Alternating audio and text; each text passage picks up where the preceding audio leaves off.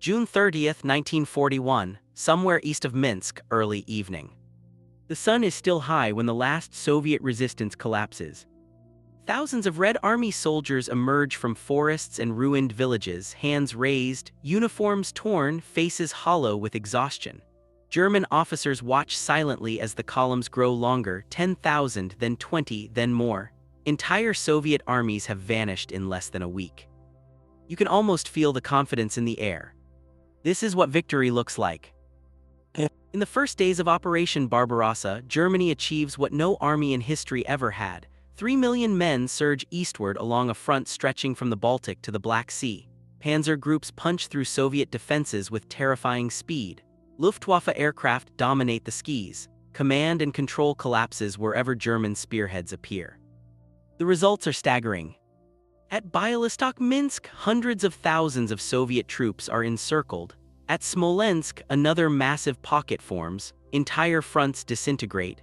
German war diaries record advances of 50, sometimes 70 kilometers a day.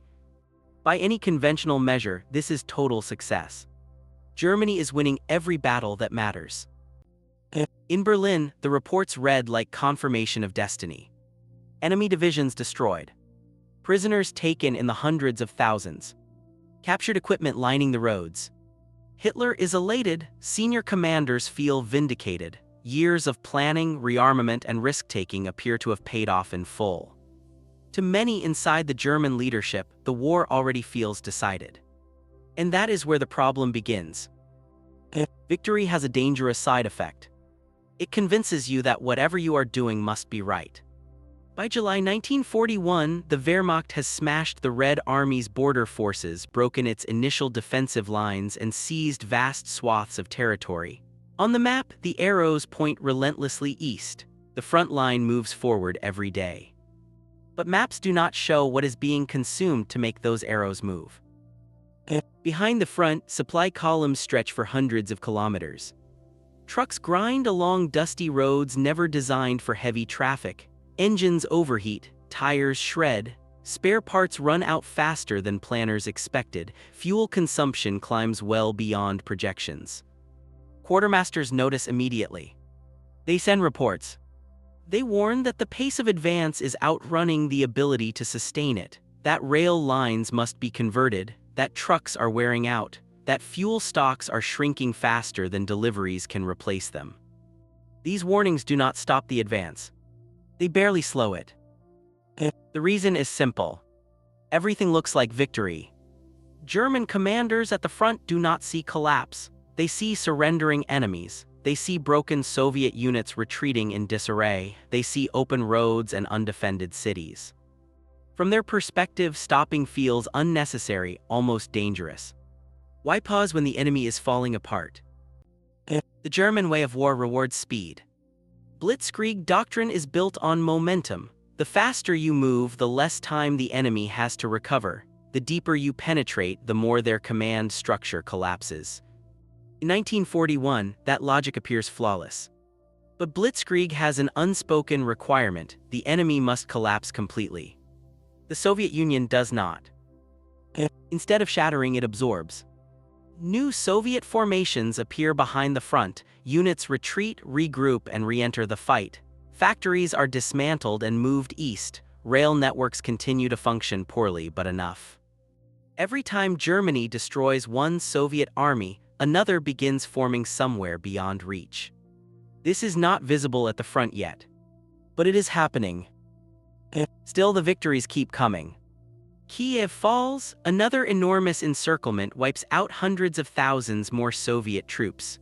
German soldiers begin to believe the war is not just winnable, but already won. Letters home speak of finishing by autumn. Officers joke about returning before winter. Winter itself becomes a punchline. This belief seeps into planning. Fuel allocations assume a short campaign. Ammunition expenditure is calculated on early war intensity. Winter equipment production is delayed, again, because resources are needed elsewhere. Why prepare for a season the war will never reach? The contradiction is subtle but fatal. Germany is winning every battle, but it is spending irreplaceable strength to do so.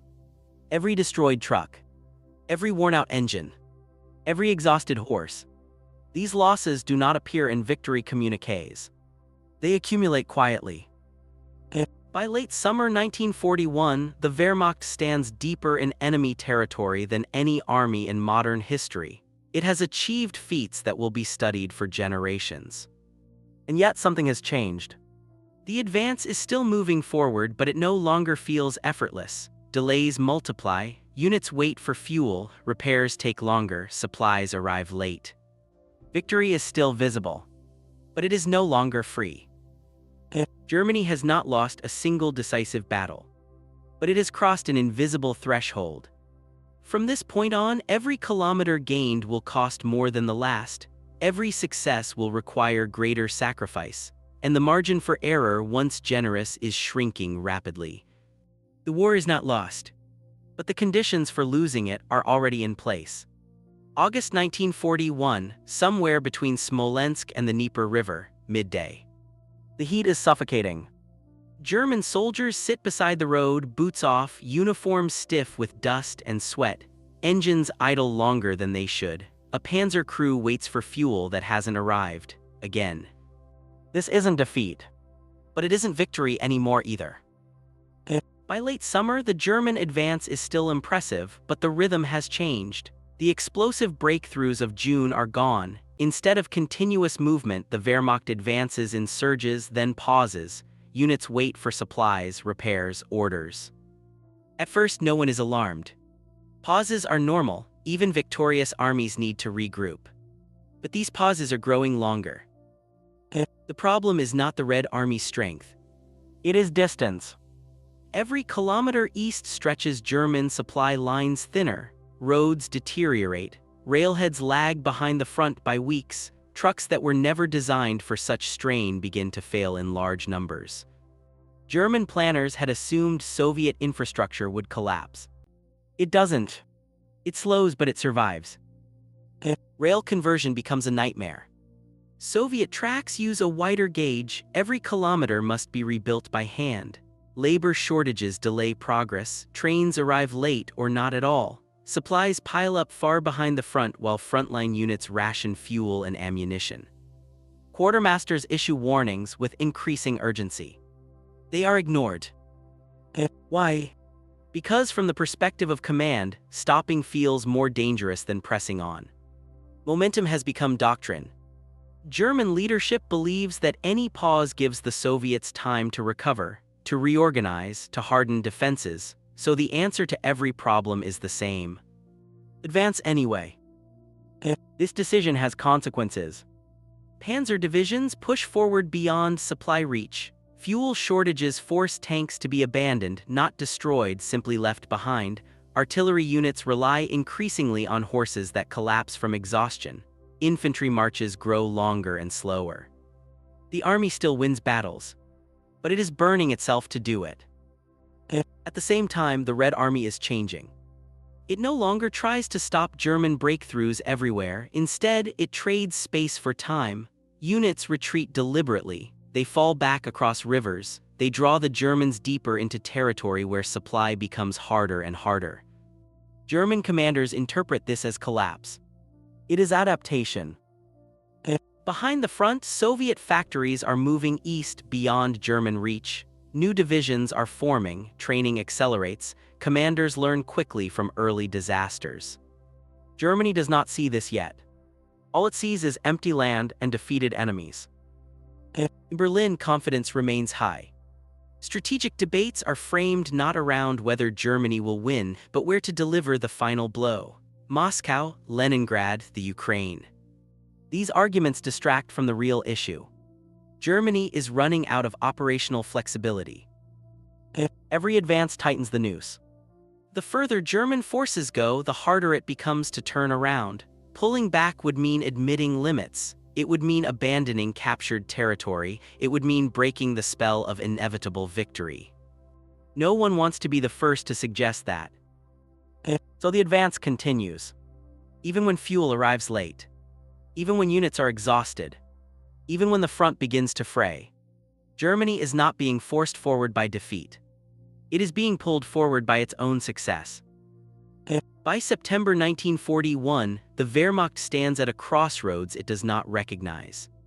It has momentum but no depth, speed but no reserves, tactical superiority but diminishing endurance. The victories of early summer have created a trap, and Germany has stepped fully inside it. What looks like confidence is now commitment. What feels like strength is becoming rigidity. And the war still unwon is quietly slipping out of reach. October 1941, the road to Moscow early morning. The first frost coats the ground in a thin silver skin. German soldiers notice it immediately. Boots crunch where days ago there was only mud. Breath hangs in the air longer than it should. Engines take more effort to start. A panzer commander taps his fuel gauge again, hoping it will move. It doesn't. This is still an advance. But now time itself has become the enemy. By autumn, Germany has achieved something extraordinary. The Red Army has suffered catastrophic losses. Millions of Soviet soldiers have been killed, wounded, or captured. Entire formations have ceased to exist. On paper, no power in Europe could absorb such punishment and continue fighting. Yet the Soviet Union does. And Germany cannot understand why. The German High Command believes it has solved the war. Destroy the remaining Soviet forces west of Moscow, seize the capital, and the system will collapse.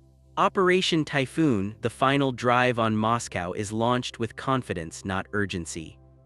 There is no sense of last chance. That too is a mistake. The advance toward Moscow begins well. Initial breakthroughs succeed, Soviet defenses are penetrated, prisoners are taken again. The familiar pattern repeats itself: encirclement, destruction, forward movement. But something is different. The ground fights back. Autumn rains arrive suddenly. Roads dissolve into thick, choking mud, vehicles sink to their axles, horses collapse under loads they can no longer pull. Artillery pieces are abandoned not because they are damaged, but because nothing can move them. Entire divisions grind to a halt. German commanders curse the weather. But the problem is not the rain. It is the calendar. Germany had assumed the war would be decided before autumn. Every plan, every supply calculation, every production schedule reflects that assumption. Winter clothing exists, but not in sufficient quantity. Spare parts are already scarce. Trucks are worn down after months of non-stop use. The army is running on borrowed time. Meanwhile, the Red Army is still standing.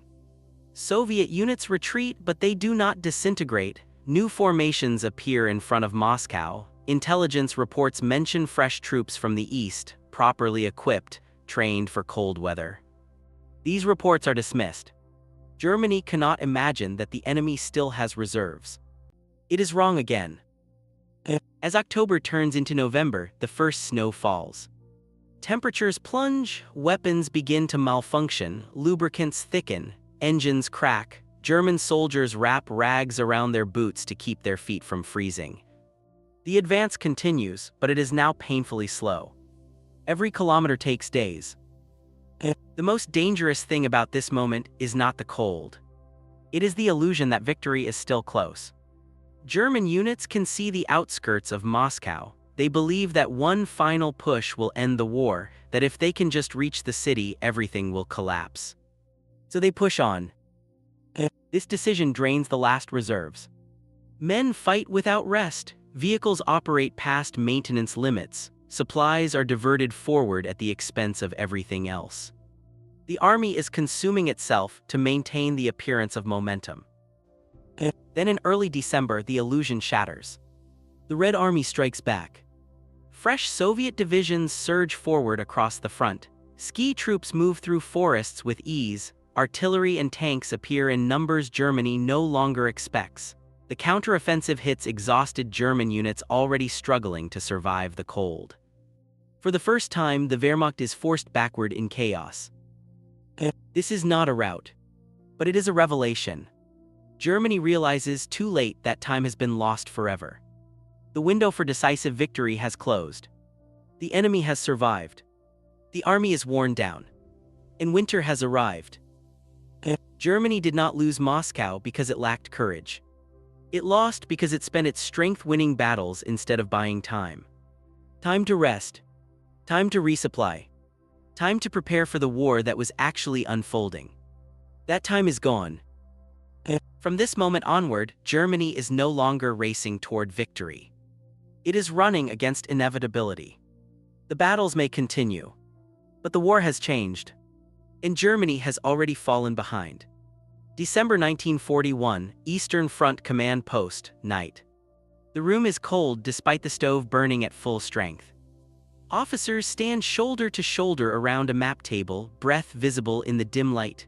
Red and blue markings overlap now, arrows crossing, lines blurred. Someone moves a pin westward, no one comments. This is new. For the first time since the invasion began, German forces are no longer advancing. They are holding. And holding, the Wehrmacht will soon discover, is far more demanding than attacking. The Soviet winter counteroffensive does not smash the German army in a single blow. Instead, it applies pressure everywhere at once. Fresh Soviet units probe weak points, exploit exhaustion, and force German commanders to react instead of plan. This shift is subtle but decisive. Germany is no longer setting the tempo. German units fight stubbornly. They improvise defenses, they hold villages with depleted companies, they counterattack when they can, discipline remains strong, tactical skill is still there. But endurance is missing. Winter exposes every assumption made in 1941. Vehicles fail faster than they can be repaired, horses die in the thousands, ammunition must be rationed, fuel is reserved only for emergencies, soldiers sleep in frozen ground without proper clothing. This is not a temporary setback. It is a structural failure. In Berlin, the response is denial. Retreat is forbidden, positions must be held at all costs. Commanders who suggest withdrawal are dismissed or ignored. The belief persists that willpower can replace logistics. It cannot. The German army adapts just enough to survive, but not enough to recover. Front lines stabilize, but at a terrible price. Casualties mount, equipment losses accumulate, units that once spearheaded rapid advances are now static formations barely holding ground. The army is still dangerous, but it is no longer dominant. Most importantly, the war's nature has changed. Germany is no longer fighting to end the conflict. It is fighting to endure it. And endurance favors the Soviet Union. Soviet industry is now fully mobilized. Factories east of the Urals produce tanks, guns, and aircraft at a growing pace, training pipelines improve, commanders gain experience, losses are replaced faster than Germany can inflict them. The balance shifts not suddenly but permanently. Germany still wins battles after 1941. But these victories no longer change the war's direction. They merely delay the outcome. By early 1942, the truth becomes unavoidable. Germany has not lost because it failed on the battlefield. It has lost because it committed itself to a kind of war it could not sustain.